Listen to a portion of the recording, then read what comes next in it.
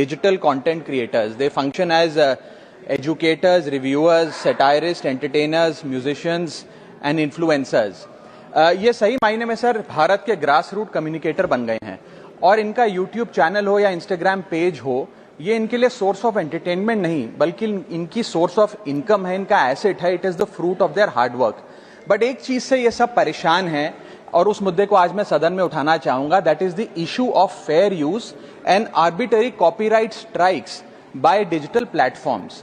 Sir होता क्या है कि अगर एक कंटेंट क्रिएटर कुछ सेकंड, चंद सेकंड, 2-3 सेकंड के लिए कॉपीराइटेड कंटेंट को रीपर्पस करके कमेंट्री, क्रिटिसिज्म, पैरोडी, एजुकेशनल या न्यूज रिपोर्टिंग पर्पसेस के लिए यूज करता है, चाहे वो क्रेडिट देता हो, उसको इंसिडेंटली यूज करता हो, कॉपीराइट स्ट्राइक मारकर उसके जो उसकी यूट्यूब चैनल है, प्रॉपर्टी है या इंस्टाग्राम पेज है, उसे वाइप आउट कर दिया जाता है और उसकी सालों की मेहनत चंद मिनटों में समाप्त हो जाती है. Sir, livelihoods must be decided by law and not by arbitrary algorithms.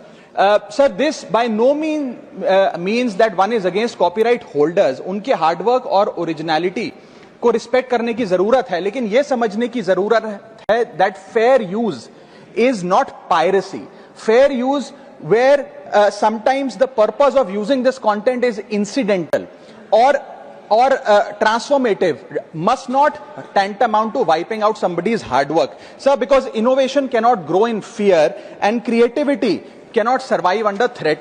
India का कॉपीराइट एक्ट सर 1957 में बना. एक ऐसे दौर में बना जब ना इंटरनेट था, ना कंप्यूटर थे, ना डिजिटल कंटेंट क्रिएटर्स थे, ना यूट्यूब, इंस्टाग्राम था. And this act lakhs the very definition of digital creators.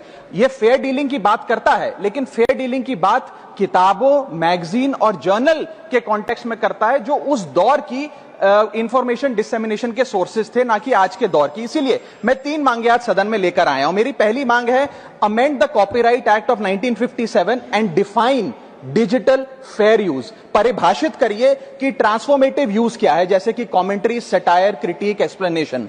Define करिए कि इंसिडेंटल यूज क्या होता है, कि अगर बैकग्राउंड में ऑडियो विजुअल चंद सेकंड्स के लिए चले तो वो इंसिडेंटल यूज है या पूरे कंटेंट को वो वाइप आउट करें. Proportionate use, educational use, public interest use and non commercial use की परिभाषा देने की आज आवश्यकता है. दूसरी मेरी मांग है sir, bring in the proportionality doctrine in copyright enforcement. कि बैकग्राउंड में मान लीजिए कुछ सेकंड के लिए कोई वीडियो और साउंड चला, उसका यह मतलब नहीं होना चाहिए कि कंटेंट क्रिएटर की सालों की मेहनत कुछ चंद सेकंड्स में समाप्त हो जाए. My third demand sir is that mandatory due process before take down. किसी का भी